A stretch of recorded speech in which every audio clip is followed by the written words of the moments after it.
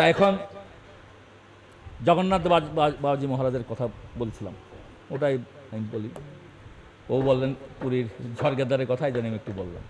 তা জগন্নাথ বাবাজি মহারাজ উনি কি করলেন, পরে কাঠের বিগ্রহ আনলেন, এনে বললেন আমি যাব নবদ্বীপে। নবদ্বীপে এসে উনি কি করলেন, উনি জায়গা কিনলেন।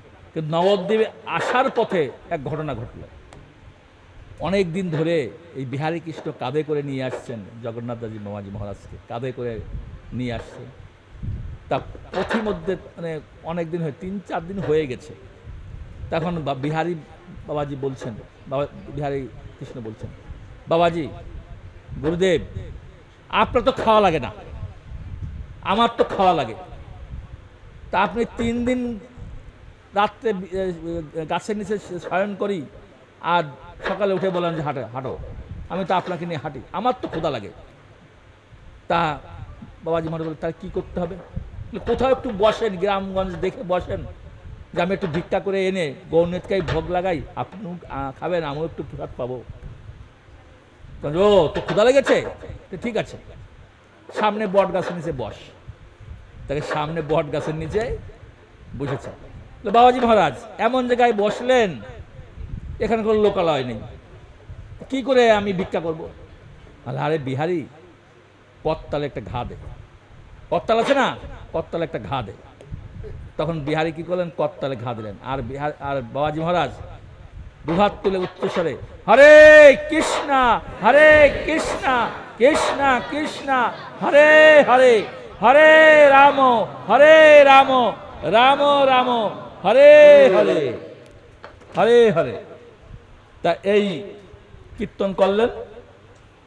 আর সঙ্গে সঙ্গে ওই কীর্তন শুনে আশেপাশের যত লোক ছিল তারা সবাই চলে আসছেন এই বাবাজি মহারাজের কীর্তন শুনে। তো এখন বাবাজি মহারাজকে এসে বলছেন, বাবাজি মহারাজ আমি কি করতে পারি, আপনাকে কি সেবা করতে? লোকজন বলছেন যে আমার এই শিষ্য বলছে খেতে পাচ্ছে না 3 দিন, প্রায় ওর জন্য খাওয়ার ব্যবস্থা কর, চাল ডাল নিয়ে আয়। তখন এই গ্রামের লোকজনরা গরুর গাড়ি গুহার গাড়ি ভরে চাল ডাল এনে এই বাবাজি মহারাজকে দিলেন। তা বাবাজি মহারাজ বলেন, বিহারি এখন কত খাবি, খা খা, তুই রান্না কর। তখন সবাই মিলে, শুধু বিহারি না, ওখানে যারা ছিল সবাই মিলে রান্না করেছিল। এবং সে রান্না করে করে সেখানে অনেক জনকে, ওই সময় ওখানে 3-4 দিন ছিলেন বিহার আমাদের জগন্নাথদাসজি মহারাজ। ওখান থেকে হাঁটা ধরছেন, হাঁটতে গেলে আর এই বিহারী কৃষ্ণ কাঁধে করে নিয়ে যাচ্ছেন, আর বনের ভিতরে যাচ্ছেন, আর বিহারী কৃষ্ণ পিছচ্ছেন। সামনে দেখে বাঘ, 2-3টে বাঘ ওখানে দাঁড়িয়ে আছে। বিহারী কৃষ্ণ পিছন দিকে চলে যাচ্ছেন, সামনে দিকে এগোচ্ছেন না। বাবাজি মহারাজ বলছেন, কিরে বিহারী পিছন দিকে যাচ্ছিস কেন? মহাবাজি মহারাজ সামনে বাঘ। আরে বাঘটা কি হলো, তুই হরিনাম কর, দেখবি হরিনাম করলে বাঘ এমনি চলে যাবে। তখন বিহারী কৃষ্ণ আর বাবাজি মহারাজ দুজনে হরিনাম করতে শুরু করলেন। হরিনাম করার সঙ্গে সঙ্গে বাঘ সাইড দিয়ে চলে গেলেন বনে, আর বিহারী কৃষ্ণ বাবাজি মহারাজকে নিয়ে চলে গেলেন। বিহারী কৃষ্ণ চলে আসলেন কোথায়, বাবাজি মহারাজকে নিয়ে নবদ্বীপে। নবদ্বীপে এসে বাবাজি মহারাজ জায়গা কিনলেন 20 টাকা দিয়ে। 20 টাকার জায়গা দিয়ে জায়গা কিনে সেখানে মন্দির স্থাপন করলেন। সেই মন্দির এখনো আছে, আপনারা গেলে সেটা দর্শন করতে পারবেন। একদিন ওখানে আসছেন 2 জন লোক, সম্পর্কে একজন আরেকজনের বিয়াই। অনেকদিন সংসার করেছে, এখন সংসার আর ভালো লাগছে না। সংসার ভালো লাগছে না, এই জন্য আসছেন একটু সাধারণ ভোজন করার জন্য। দেখো সাধারণ ভোজন করার জন্য আসছেন কোথায়, ওই সিদ্ধ বাবার আশ্রমে, এই জগন্নাথদাসজি বাবাজি মহারাজের আশ্রমে। এসে বলছেন আমরা একটু সাধারণ ভোজন করব, এই জন্য এখানে আসলাম। ঠিক আছে থাকো। তখন ওনারা সাধারণ ভোজন করছেন, সব কিছু করেন, কিন্তু কোনো সেবা করেন না। বিহারী কৃষ্ণ বাবাজি মহারাজ করেছেন, আপনি 2 জন লোক রাখলেন, ওরা তো কিছু কাজে হাত দেয় না, একটু ঝাড়ু দেয় না, একটু বাসনও মাজে না, তরকারিও বানায় না, বসে খায় আর ঘুমায়। তা আমি বলছি ওদের কাজ করতে, ওরা বলছে আমরা সাধারণ ভোজন করতে এসেছি, তা আপনি একটু বলেন ওদেরকে। এই সময় কেদারনাথ দত্ত মানে ভক্তিনাথ ঠাকুর আসছেন। ভক্তিনাথ ঠাকুরকে বলছেন যে আচ্ছা তুমি তো ম্যাজিস্ট্রেট, তোমার কোর্টে আমার একটা বিচার। এরা সাধারণ ভোজন করতে আসছেন, কিন্তু বিহারী কৃষ্ণ ওদের একটু কাজ করতে বলছেন, ওরা কাজ করে না, আর করে না। আর কাজের কথা বললে আমরা সাধারণ ভোজন করতে এসেছি, তো সাধারণ ভোজন মানেটা কি? তখন কেদারনাথ দত্ত মানে ভক্তিনাথ ঠাকুর উনি বলেছিলেন সাধন ভজন মানে হচ্ছে মঙ্গলারতি করা, জপ করা, তারপরে ভাগবতম ক্লাসে থাকা, আর ভগবানের সেবা করা, ভগবানের জন্য রান্না করা, ভগবানের ড্রেসিং করা, ভগবানকে স্নান করানো, প্রসাদ রান্না করা, ভগবানের জন্য ভোগ রান্না করা, ঝাড়ু দেওয়া, বাসন মাজা, এই সবগুলো হচ্ছে ভগবানের সেবা। এবং এগুলো সব সাধন ভজনের অঙ্গ। মাত্র সাধন ভজন এই না মন্দির আসলাম, প্রসাদ পেলাম আর ঘুমাইলাম আর হরে কৃষ্ণ করলাম, এই মানে না। সাধন ভজন বলতে ভগবানের সেবা করা। সেবা যদি না থাকে তাহলে সাধন ভজন হবে না, সেবা থাকতে হবে, ভগবানের সেবা। এই জন্যেই আমাদের মন্দিরে যারা থাকি আমাদের সবাইকে সেবা করতে হবে। তো যাই হোক, তা আমাদের এখানে তো আপনারা সবাই গৃহস্থ ভক্তরা আছেন, তা আমি দুটো কথা বলি। যখন একটা ছেলে আর একটা মেয়ের বিবাহ হয় তখন তো গৃহস্থ হয় নাকি না? আগে গৃহস্থ হয়। যখন আপনারা বিবাহ করেন তখন কি আপনারা গৃহস্থ বলতো যে এ ছেলে এখন বিবাহ না হয় কি ব্রহ্মচারী হয়ে যাবে কিনা, ইসলাম মন্দিরে ঘন ঘন যায় ব্রহ্মচারী হয়ে যায় কিনা ঠিক নেই, এরকম ধারণা অনেকের থাকে। তা যখনই একটা মেয়ের সঙ্গে বিবাহ হয় একটা ছেলে, তখন তারা কিন্তু সংসার শুরু হয়ে যায়, তখন তো তাদের দায়িত্ব বেড়ে যায় সংসারে করার জন্য। তা যখন একটা ছেলে একটা মেয়ের বিবাহ হয় তখন তার 2 চাকার উপরে থাকে মোটর সাইকেল। মোটর সাইকেল হচ্ছে 2 চাকা। এই সাইকেলে মোটর সাইকেলে চলতে গেলে যে কোনো সময় অ্যাক্সিডেন্ট ঘটতে পারে। কোনো সময় অ্যাক্সিডেন্ট হয় কিনা? যারা মোটর সাইকেল চালান তারা সবাই জানেন যে কোনো সময় অ্যাক্সিডেন্ট অনেকেরই হয়েছে, হয়নি তা নয়। আমার শুধু হয়নি মোটর সাইকেল অ্যাক্সিডেন্ট। কেন হয়নি জানেন?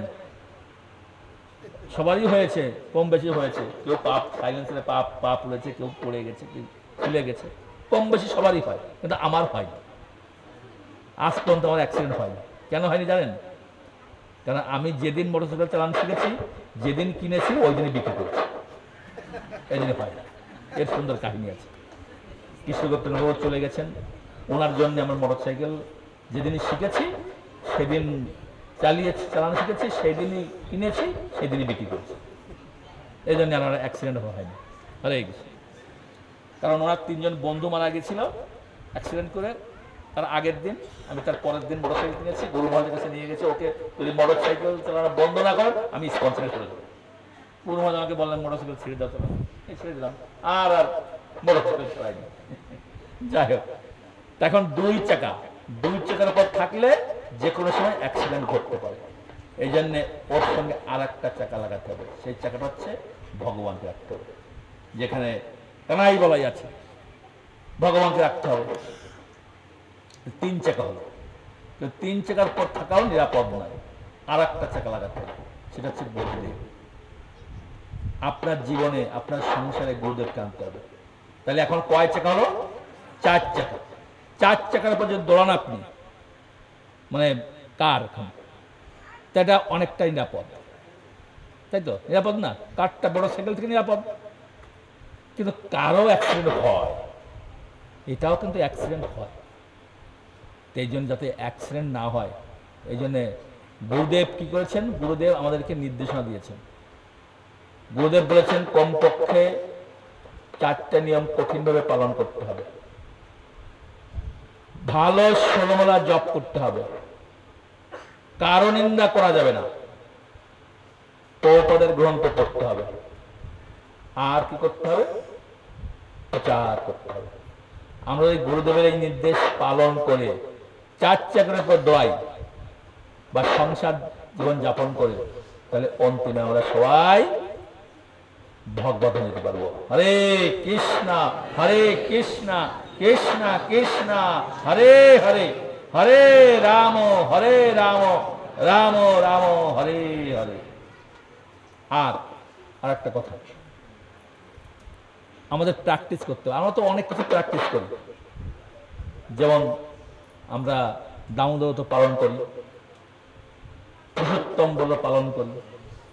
আমাদের আর একটা ব্রত পালন করা উচিত ছিল। রাধানাথ সাই মহারাজ বলেছিলেন 90 দিন আমি প্র্যাকটিস করব, আমি কারো নিন্দা করব।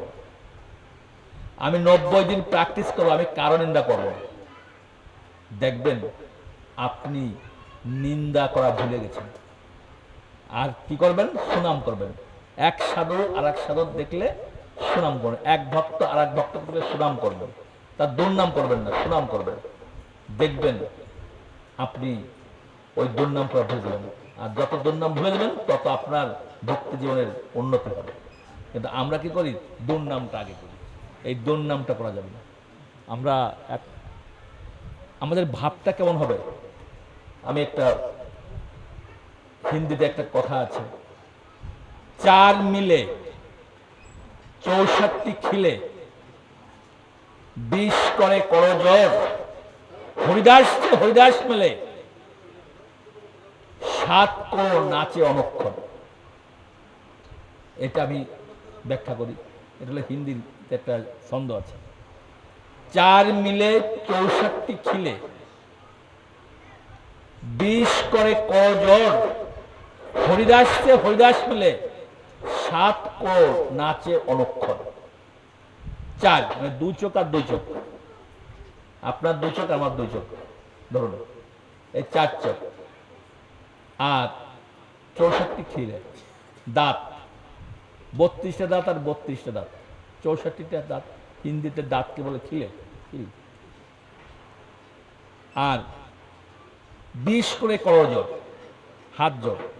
আপনার 10টা আঙ্গুল আর আরেকজনের 10টা আঙ্গুল, কটা হলো? 20 করে করজোড়। আর হরিদাস হরিদাস মেলে, মানে আপনি হরিদাস আর এক হরিদাস, দুইজন আপনারা মিললেন একসঙ্গে। আপনার এই গায়ে আছে 3.5 কোটি লোমকূপ।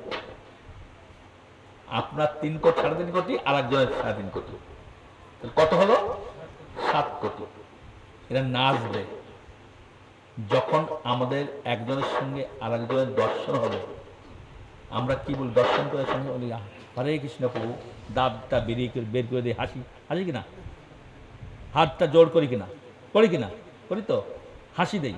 আমি কি মুখ মানে বেজার করে বলি হরে কৃষ্ণ প্রভু? মুখ বেজার থাকবে না, হাসতে হবে। তো একজনের সঙ্গে আর একজনের দেখা হলে আমরা হাসি দেব, 2 চোখ 2 চোখে মিলবে। আর কি করবে? 10টা আঙ্গুল আর 10টা, 20টা আঙ্গুল আর 20টা আঙ্গুল, না 10 10 20 20-এ আমরা হাত জোর করে বলবো। আর হরিদাস হরিদাস মেলে। আর এই আমাদের এই সময়টা আমাদের যদি সারা গায়ে শিহরণ ওঠে, মানে স্পন্দন হয়, আমরা হরে কৃষ্ণ বলার সঙ্গে সঙ্গে আমাদের সারা গায়ে স্পন্দন হয়, তবেই না সাধুসঙ্গ। আর নাহলে কি সাধুসঙ্গ হবে?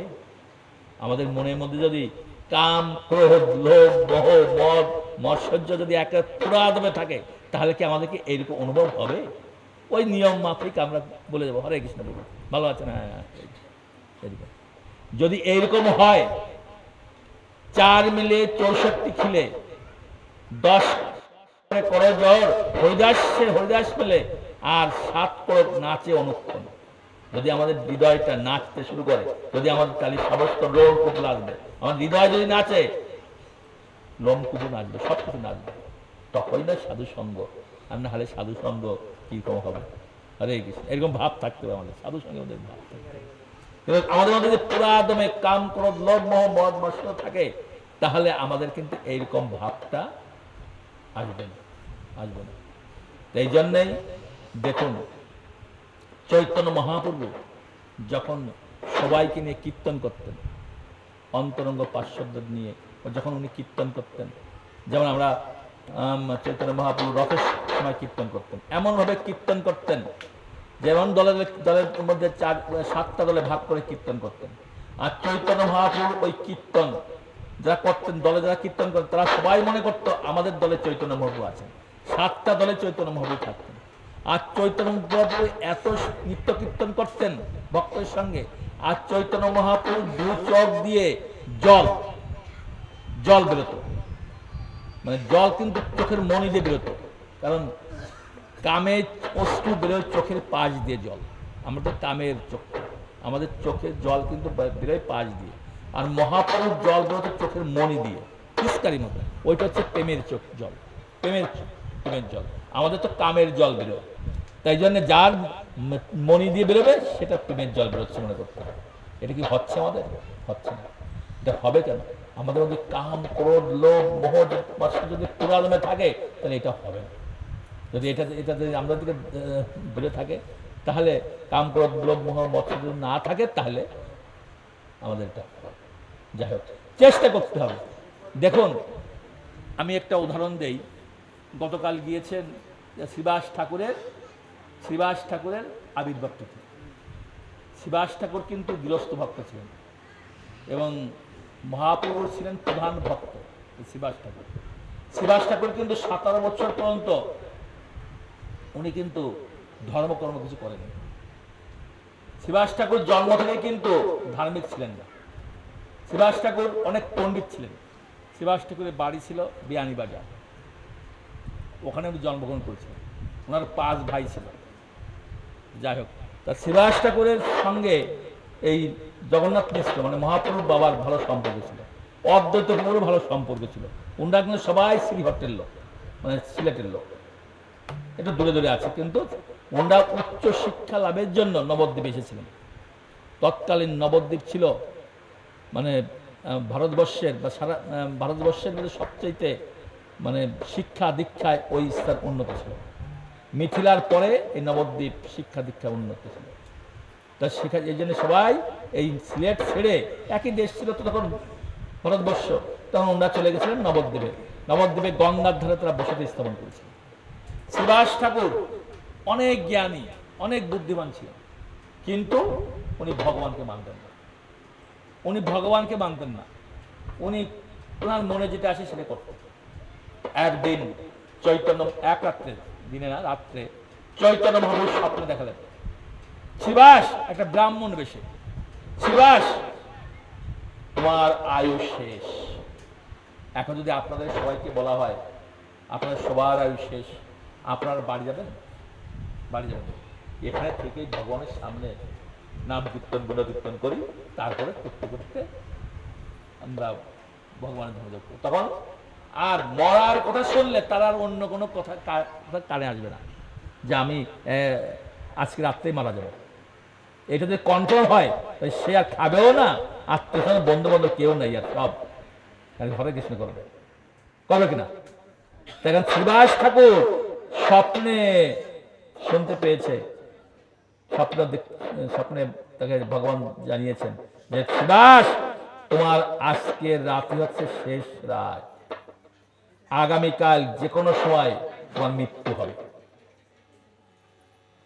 কিন্তু তোমাকে বলি শ্রীবাস, তুমি তো সারা জীবন শিক্ষা অনেক কিছু করলে, অনেক জ্ঞানী হলে, অনেক পণ্ডিত হয়েছ, কিন্তু তুমি ব্রাহ্মণের যে 9টা গুণ, তোমার মধ্যে কিছুই নেই ব্রাহ্মণের। এমনকি তুমি গায়ত্রী মন্ত্র জপ করো না। অনেক দেখা যায় ব্রাহ্মণরা গায়ত্রী মন্ত্র জপ করে না। ব্রাহ্মণের বংশে জন্মগ্রহণ করেছেন, গায়ত্রী মন্ত্র জপ করবে। খাওয়া দাওয়া তো অন্যরকম আছে, সেটা তো অন্য, কিন্তু ব্রাহ্মণ হয়ে ভগবানের সেবা পূজাও ঠিক মতো করে না। তুমি তো ব্রাহ্মণ হয়ে তুমি গায়ত্রী মন্ত্র জপ করো না, তুমি গঙ্গায় স্নান করো না, তুমি ভগবানের গুণকীর্তন করো না, ভগবানের সেবা পূজাও করো না, তুমি কোথায় যাবে? তোমার আজকের রাত্রি শেষ রাত, আর আগামীকাল যে কোনো সময় মৃত্যুবরণ করবে, মৃত্যুর জন্য প্রস্তুত হও। আর বলে ব্রাহ্মণ চলে গেছেন। আর শ্রীবাস এই কথা শুনে শ্রীবাসের ঘুম ভেঙে যাওয়ার পরে আর ঘুমায়নি, চিন্তা করছেন, যাক গঙ্গা স্নান করি নাই কোনদিন, যাই গঙ্গা স্নান করি, গঙ্গায় যদি যাই দেহটা রাখি তবু গঙ্গা হচ্ছে পবিত্র, তবু একটা সদ্গতি হবে। গঙ্গা স্নান করেছেন। গঙ্গা স্নান করে উঠে একবার সোজাসুজি হাঁটা ধরেছে। এখন যেখানে নবদ্বীপে ব্রিজটা আছে, ব্রিজটার ওখান দিয়ে হাঁটছে। হেঁটে উনি ওই ব্রিজটার থেকে একটু পার হলেই ওখানে একটা আশ্রম আছে। ওই আশ্রমে ওই প্রত্যেক ভাগবত পাঠ হয়। এই এক পণ্ডিতের আশ্রম আছে, দেবানন্দ পণ্ডিত, তখন তৎকালীন সময় বড় পণ্ডিত ছিলেন। উনি ভগবানের ভক্ত ছিলেন। ওনার আশ্রমে ভাগবত পাঠ হতো। আর ওই এলাকার যত ছাত্র ছিল ওনার আশ্রমে পড়াশোনা করত।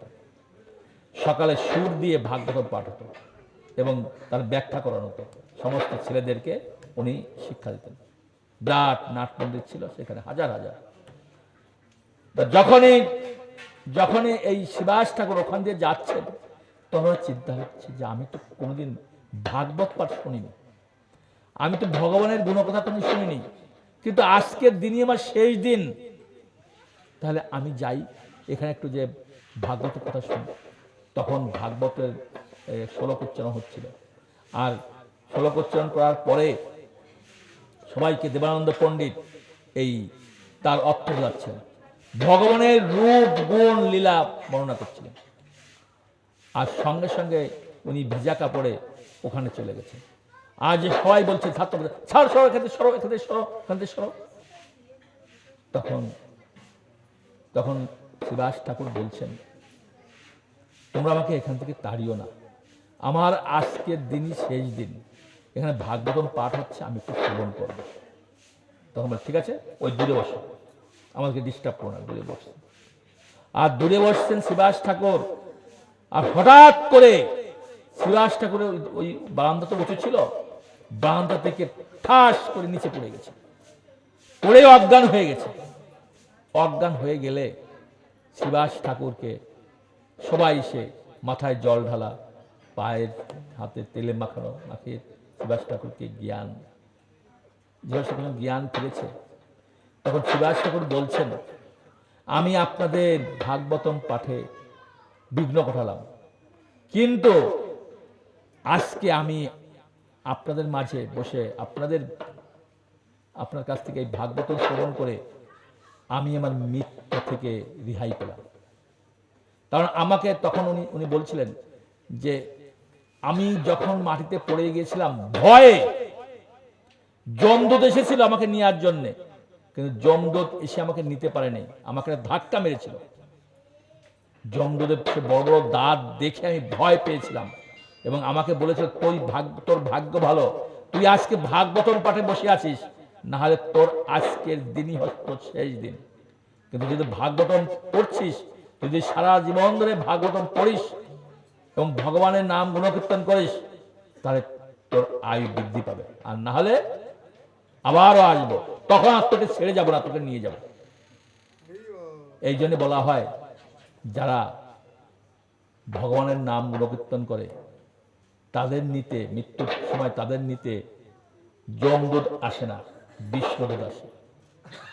এই জন্য কেন মৃত্যু, আমরা যখন অসুস্থ হয়ে পড়ি বা কি তখন সবাই করে কি হরিনাম করে, কারণ যাতে হরিনাম তার কানে ঢোকে, আর ঢুকলে সে যাতে বিষ্ণুদূত আসে তাকে নিয়ে যায়।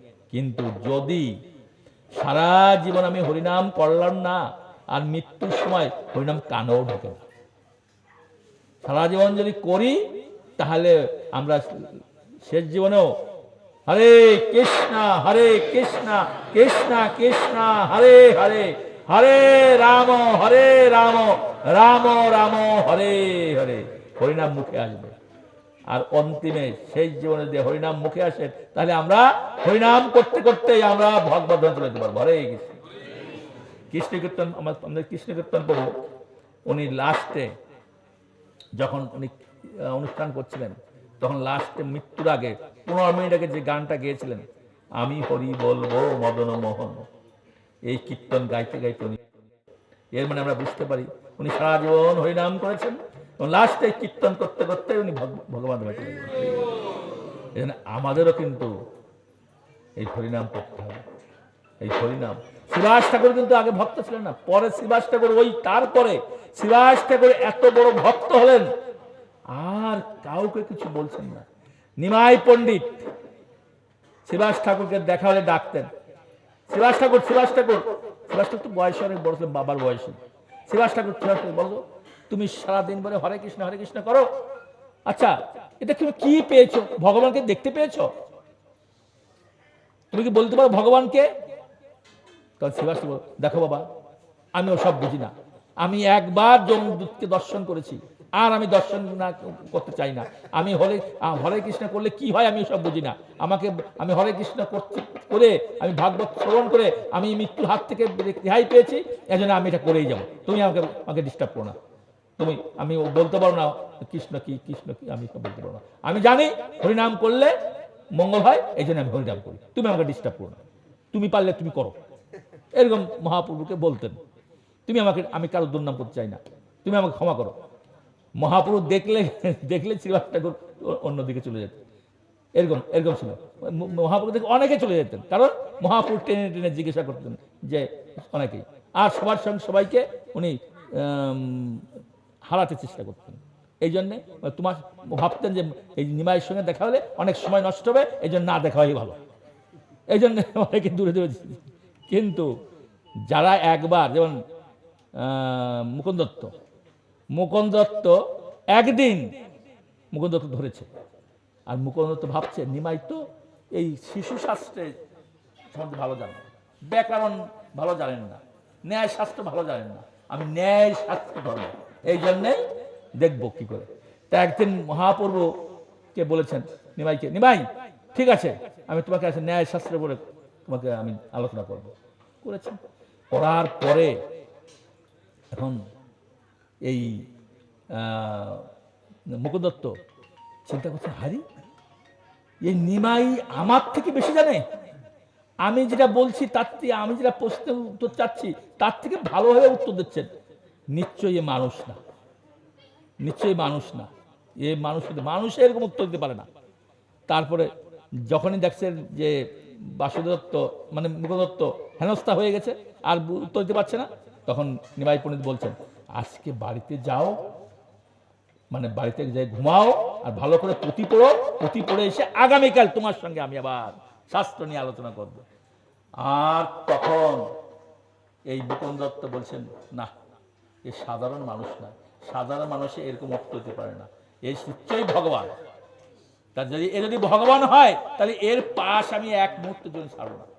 মিথিলার বড় পণ্ডিত ছিলেন রঘুনাথ শিরোমণি, মিথিলা থেকে পাণ্ডিত্য অর্জন করে, মানে পিএইচডি করে, এই ন্যায়শাস্ত্র অলঙ্কারের উপরে পিএইচডি করে উনি এসে আবার ভর্তি হলেন কোথায়? নবদ্বীপে গঙ্গাদাস পণ্ডিতের আশ্রমে। একটা মাত্রই আশ্রম ছিলেন গঙ্গাদাস পণ্ডিতের আশ্রম, তখন শিক্ষার জন্য, আর সারা ভারতবর্ষে কোনো শিক্ষার জায়গা ছিল না। ওখানে উনি যখন আসছেন তখন নিমাই বয়স মাত্র 14 বছর, আর সবার বয়স 32-40 বছর, মানে বুড়া সবাই হয়ে গেছে। আগে কিন্তু এইরকমই লেখাপড়া করতো, আগে কিন্তু এরকম শুধুমাত্র ওই আশ্রমে শুধুমাত্র নিমাই বয়স ছিল 14 বছর, আর সবাই 32, 36, 40 বছর। তার নিমাই এত মানে ভালো ছাত্র ছিল যে মাস্টার মশাই যা বলতেন সঙ্গে সঙ্গে রেকর্ড করে দিতেন, আর মাস্টার মশাই যখন চলে যেতেন তখন নিমাই পাণ্ডিত্য শুরু করে দিতেন, ওখানে বসে বসে পড়াইতেন। আর এই সবাই হিংসা করতো নিমাইকে, যে নিমাই তো ছোট শিশু কিন্তু এত ভালো পারে কি করে। তা রঘুনাথ শিরোমণি একদিন, সবচেয়ে রঘুনাথ শিরোমণির গা জ্বালা বেশি হতো, কারণ সে ছিল বড় পণ্ডিত, মিথিলা থেকে পাণ্ডিত্য অর্জন করে এসেছেন, সবার থেকে বড় শিক্ষা লাভ করে এখানে এসেছেন, এখানে এসে আবার স্কুলে ভর্তি হয়েছেন গঙ্গাদাস পণ্ডিতের আশ্রমে। তখন চিন্তা করছেন, নিমাইকে বলছেন, নিমাই তুমি এত পারো কি করে? আচ্ছা তুমি পুঁথি পড়ো কখন? আমাদের সামনে তো পুঁথি পড়ো না, তুমি কি বাসায় বাড়িতে যে লুকিয়ে লুকিয়ে পুঁথি পড়ো? তোমার সঙ্গে কে থাকে বলো তো? তখন এই মহাপ্রভু বলেছেন, আমার সঙ্গে থাকে সরস্বতী। তখন এই কথা বললে এই রঘুনাথ শিরোমণি বলছে, হ্যাঁ সরস্বতী থাকে, হাসতে হাসতে চলে গেছে, আর কথা বলেনি। পরের দিন আবার জিজ্ঞেস করছে, নিমাই আচ্ছা আমি শুনেছি তুমি একটা বই লিখেছ, চিন্তামণি দিদিটি, একটা বই কৃষ্ণের উপরে।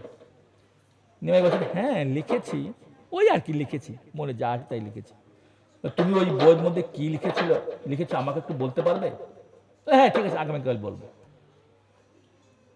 কেন এটা বলেছিলেন জানেন? ওই রঘুনাথ শিরোমণিও একটা বই লিখেছিলেন, একেবারে সেম বই। তা চিন্তা করছেন নিমাই যদি বলে বইতে কি আছে, তাহলে আমি একটু কারেকশন করতে পারবো। তাই জন্যেই ওই বইটায় কি আছে তাই একটু জানতে চেয়েছে। তখন নিমাই বল, ঠিক আছে, আগামীকাল যখন নদী পার হবো, গঙ্গা পার হবো, তখন তোমাকে আমি ওই নৌকার ভিতরে বইটা পড়ে শোনাবো। পরের দিন রঘুনাথ শিরোমণি, নিমাই তুমি কি বইটা এনেছ? তখন তো হাতে লিখতে হতো, কম্পিউটার কপি থাকতো না, একটা কপি। হ্যাঁ এনেছি, পড়ো তো। যখন নিমাই 2 লাইন পড়েছেন, আর সঙ্গে সঙ্গে রঘুনাথ শিরোমণি হাউ মাউ করে কান্না শুরু করে দিয়েছে। কি রঘুনাথ, তুমি কান্না করছো কেন? নিমাই, তুমি যে বইটা লিখেছ, আমিও ওই বইটা লিখেছি, কিন্তু তুমি 2 লাইনে যে সমাধান দিয়েছ, আমি 30 পৃষ্ঠাও সেই সমাধান দিতে পারিনি। তাহলে কি হলো, সমস্যা কি, কান্না করছে কেন? বলে, আমি কান্না করছি এই জন্যে, তোমার বই যদি মার্কেটে চলে, আমার বইটা চলবে না, এই জন্য কান্না করছে। ও, তুমি এই দুঃখে কান্না করছো? ঠিক আছে, তোমার বইটা যাতে মার্কেটে চলে সেই ব্যবস্থা আমি করছি। আর সঙ্গে সঙ্গে মহাপ্রভু কি করলেন, ওই বইটা গঙ্গায় ফেলে দিলেন। এইবারে এই বইটা ফেলে দিলেন, এইটা দেখে রঘুনাথ শিরোমণি আবার হাউমাউ করে কান্না করলেন। তখন মহাপ্রভু এবার হাউমাউ করে কান্না করছে কেন? তখন বলছেন যে রঘুনাথ শিরোমণি, প্রভু আপনি যে কাজটা করলেন এটা মানুষের কাজ না, মানুষে এই কাজ করতে পারে না, কারণ আমার জন্য আপনি বইটা জলে ফেলে দিলেন। এর তো আর কোনো কপি ছিল না যে আবার যে আপনি যে এই মানব সমাজে যে ক্ষতি করলেন, যে ক্ষতি হলো, এই দুঃখে আমি কান্না করছি। বলে, না না তুমি চিন্তা করো না, তোমার বই থেকে ওই সবাই শিখতে পারবে, তোমার বইটা বাজারে চলবে।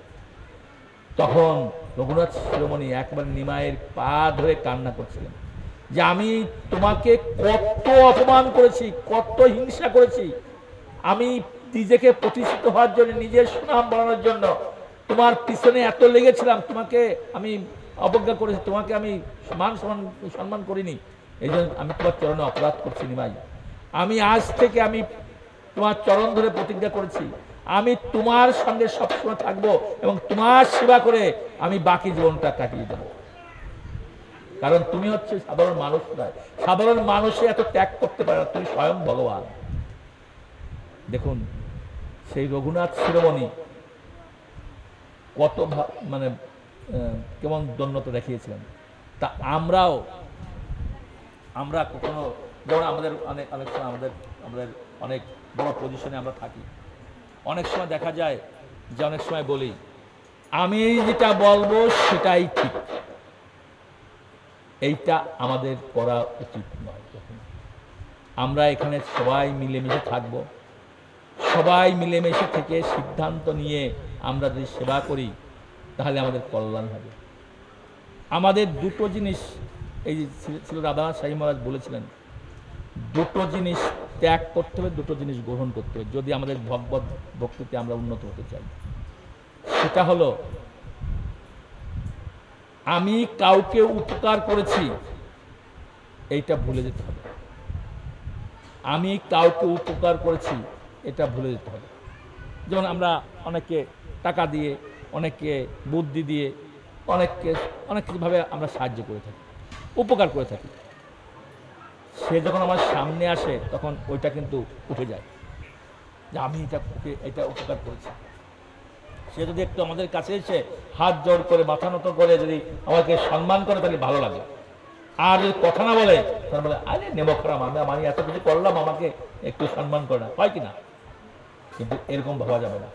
আমি কাউকে উপকার করেছি এটা ভুলে যেতে হবে। আর কেউ আমাকে অপমান করেছে, কেউ আমাকে দুর্নাম করেছে, কেউ আমাকে অপবাদ দিয়েছে, এটাও তাকে দেখলে ভুলে যেতে হবে, এটা মনে রাখা যাবে না। এই দুটো জিনিস ত্যাগ করতে হবে আর দুটো জিনিস গ্রহণ করতে হবে। সে গ্রহণ করতে হচ্ছে মৃত্যু আমার যে কোনো সময় হবেই। কিন্তু আমাদের এখন যুবক থাকি, আমাদের অনেক টাকা পয়সা থাকলে মৃত্যু, ধনে যদি প্রাণ দিত ধনী লোক না মরিত, টাকা পয়সা যদি জীবন বাঁচাতো তাহলে ধনী লোকের মরত না। দিগ্বিজয়ী আলেকজান্ডার অনেক ধনী ছিল, সে অনেক রাজ্য জয় করেছিলেন, কিন্তু তিনি বলেছিলেন ওনার কর্মচারীদের যে আমি যখন মারা যাব তখন আমার এই মৃতদেহ 4টা ডাক্তারে নিয়ে যাবে, আত্মা বলবে যে আমরা দিগ্বিজয়ী আলেকজান্ডারকে বাঁচাতে পারলাম না। ডাক্তাররা মানুষকে বাঁচাতে পারে না, মানুষের জীবন দিতে পারে না, ক্ষণিকের জন্য চিকিৎসা করতে পারে। ডাক্তাররা বলবে আমরা আলেকজান্ডারের কে বাঁচাতে পারলাম না। আর কি বললেন, আমার কঠিন যখন এই মৃতদেহটা নিয়ে যাবে, আমার যত অর্জিত সম্পদ সব পিছনে ছিটাই দেবে, টাকা পয়সা যা আছে, আর আমার দুটো হাত খালি, মানে দুটো হাত এই কঠিন থেকে বাইর করে রাখতে হবে এবং খালি এরকম মুখ করে না, এরকম ছড়া থাকবে। তাই ওনার একজন মন্ত্রী বলেছিলেন, হুজুর আপনার এই দুজন ইচ্ছা কি করে হলো? না, ডাক্তাররা বলে আমরা যে মানুষকে বাঁচাই, কিন্তু ওরা আমাকে বাঁচাতে পারেনি, এই জন্য ওরা বলবে আমরা দিগ্বিজয়ী আলেকজান্ডারকে বাঁচাতে পারলাম না, আমরা মানুষকে বাঁচাতে পারি না। আর আমার অর্থ সম্পদ এগুলো তো খাবে আর একজন, কিন্তু এগুলো ছিটায় দেখ, সবাই মিলে নিয়ে খাবে, যারা গরিব দুঃখী আছে খাবে। আর এরকম খালি হাত থাকবে কেন? বলবে যে সবাই দেখো দিগ্বিজয়ী আলেকজান্ডার কত সম্পদ অর্জন করেছিল, কিন্তু যাওয়ার সময় খালি হাতে যাচ্ছে, কিছুই নিয়ে যাচ্ছে। তা আমাদেরও আমরা যতই সম্পদ অর্জন করি না কেন, মৃত্যুর সময় কিন্তু আমরা খালি হাতেই এই পৃথিবী থেকে চলে যাবো, একটা সূর্য নিতে পারবো না। তো এই জন্যই আমাদের কি করতে হবে, এই মৃত্যু আমার হবেই, এটা সবসময় মাথা মধ্যে রাখতে হবে। আর যদি না রাখি তাহলে যা হয় তাই হবে, কিন্তু আমাদের মধ্যে মৃত্যু আমার হবে না। এটা যদি মাথায় থাকে আমি আরো অন্যায় করতে পারবো। আর হরিনাম, হরে কৃষ্ণ কৃষ্ণ কৃষ্ণ হরে হরে, হরে রাম রাম রাম হরে হরে। এই হরিনাম আমাদের গ্রহণ করতে হবে, হরিনামই আমাদের একমাত্র সম্বল এই ভব সমুদ্র পার পর। আমি যদি শুদ্ধভাবে হরিনাম করি তাহলে ভগবত যাওয়ার টিকিটটা কনফার্ম হবে, না হলে হবে না। তাহলে আবার আমাদের এই ভুলে জন্মগ্রহণ করতে হবে। কি হয়ে জন্মগ্রহণ করবো জানি না, এই মানব জীবনেই যদি হরিভজন না হয় বা হরিনাম না করতে পারি, মৃত্যুর পরে যে আমি কোথায় যাব, ভগবত ধামে যাবো না স্বর্গে যাবো না কোথায় যাব, বা অনেকে বলে মৃত্যুর পরে ভগবত ধামে যাবো, কিন্তু যদি এই জীবনেই আমরা না করি, এই জীবনেই যদি আমাদের হৃদয়ে অনুভূত না হয় যে আমি সাধন করছি, ভগবান আমার হৃদয়ে আসছে, এরকম অনুভব না হলে মৃত্যুর পরে আমি ভগবত ধামে যাব তার কোনো গ্যারান্টি নেই। এই জন্য এই জীবনেই পরিবর্তন করে আমাকে যেতে হবে। যাই হোক, আমি আর আলোচনা দীর্ঘত করছি না, আমি শুধু বলবো যে আপনারা এই মন্দিরকে কেন্দ্র করে আছেন, এই এলাকাবাসীরা এখানে আসেন, এখানে কানাই বলাই আছে, রাধা শ্যাম সুন্দর আছে, তা আপনারা এখানে থাকবেন, এখানে আসবেন এবং এই মন্দিরকে কেন্দ্র করে আপনাদের আধ্যাত্মিক জীবনের উন্নতি সাধন করবেন। এবং এখানে আমি জানি অনেক সুন্দর পাঠ কীর্তন হয়, আপনারা পাঠ কীর্তন শ্রবণ করবেন। আর আপনারা এই মন্দিরের বিগ্রহকে কেন্দ্র করে আপনাদের আধ্যাত্মিক জীবনের উন্নতি ঘটাবেন। আর আস্তে আস্তে আপনারা এই ধর্মচর্চা করবেন, বিশেষ করে হরিনাম করবেন। হরিনাম করলেই পাপ ক্ষয় হয়, আর শুদ্ধভাবে হরিনাম করলে কৃষ্ণ প্রেম লাভ হয়। এই জন্য আপনারা যারা এখানে আসবেন তারা হরিনাম করবেন। আর এখানে আমি জানি মনে হয় সবারই জপের মালাথলি আছে, যদি কারোর জপের মালাথলি না থাকে তাহলে জপের মালাথলি আমার কাছে আছে, আপনারা নিতে পারেন, নিয়ে যে যা মূল্য দেবেন সেই মূল্য দিয়ে, আর নামক বই আছে আপনারা সেটাও নিতে পারেন যে যা মূল্য দিয়ে। তা আমি চাই আপনারা সবাই হরিনাম করুন, কারণ হরিনাম ছাড়া আমাদের গতি নেই, হরিনামই আমাদের একমাত্র সম্বল এই ভগবত ধামে যাওয়ার জন্য। তাই আপনারা সবাই পরিণাম করবেন এই মন্দিরকে কেন্দ্র করে, এই বিগ্রহ কেন্দ্রকে কেন্দ্র করে আপনারা আধ্যাত্মিক উন্নতি লাভ করবেন এবং আস্তে আস্তে যারা সবাই আছেন তারা সবাই এখানে আসবেন। এখানে যারা অথরিটি আছে অথরিটির সঙ্গে আপনারা থাকবেন এবং সমস্ত অনুষ্ঠানাদিতে আপনারা এখানে অংশগ্রহণ করবেন এবং আপনারা যার যেমন সামর্থ্য আছে সেই সামর্থ্য অনুযায়ী এখানে ভগবানকে কিছু দান করবেন এবং আপনারা এখানে প্রসাদ পাবেন এবং বিভিন্ন অনুষ্ঠানে আপনারা এখানে যোগদান করবেন। আমাদের নেতা হচ্ছে আমাদের শ্রীধর প্রভু, আমাদের টাঙ্গালের নেতা। উনি সমস্ত টাঙ্গালের সমস্ত ভক্তদের নিয়ে সুসংগঠিতভাবে উনি ওনার দিক নির্দেশনায় সবাই আপনারা ভালো মতো চলছেন, এটা খুব ভালো লক্ষণ। তা আমি বলবো যে আমাদের গ্রন্থ প্রচার বাড়াইতে হবে, গীতার প্রচার বাড়াইতে হবে, ভাগবতম প্রচার বাড়াইতে হবে। এই জন্য যদি এই মন্দিরে যদি বিবিটি রেটে বই দেওয়া যায়, আপনি দেখবেন যদি এখানে মন্দিরে আমাদের নিয়ম আছে যে মন্দিরে 5 জন ভক্ত থাকে সেই মন্দিরে বিবিটি রেটে বই দেওয়া যায়। তাই যদি এই মন্দিরে 5 জনের বেশি ভক্ত থাকে তাহলে আপনি অনুমোদন দিতে পারেন, কারণ গ্রন্থ যত প্রচার হবে ততই প্রপারের প্রচার হবে। এই জন্য গ্রন্থ প্রচার আমাদের, কিন্তু যে মন্দিরে গ্রন্থ প্রচার হয় না সেই মন্দিরকে বলা হয় বিধবা মন্দির। সেইরকম এই জন্যে মন্দিরের সমস্ত মন্দিরের গ্রন্থ প্রচার বাড়াইতে হবে। এই জন্য আমি সিদ্ধার্থকে বলবো আপনার আন্ডারে যত মন্দির আছে 5 জনের বেশি ভক্ত থাকলে সেই মন্দিরের সমস্ত বিবিটি দিয়ে দেবেন। তারা সেই মন্দিরে সেই গ্রন্থ প্রচার করে, যে মন্দিরের বেশি গ্রন্থ প্রচার হবে সেই মন্দিরের সবকিছু সুন্দর চলবে। কারণ গ্রন্থ প্রচার, গ্রন্থ যার বাড়িতে যাবে, গ্রন্থ যার বাড়িতে হবে তার ভগবান তার বাড়িতে যাবে।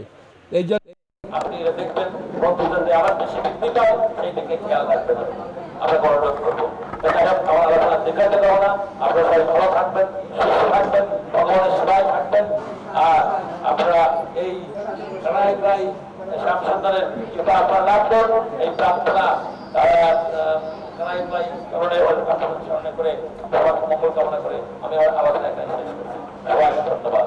হরে কৃষ্ণ হরে কৃষ্ণ কৃষ্ণ কৃষ্ণ হরে হরে, হরে রাম রাম রাম হরে হরে। জয় গুরু, জয় শ্রী। ধন্যবাদ।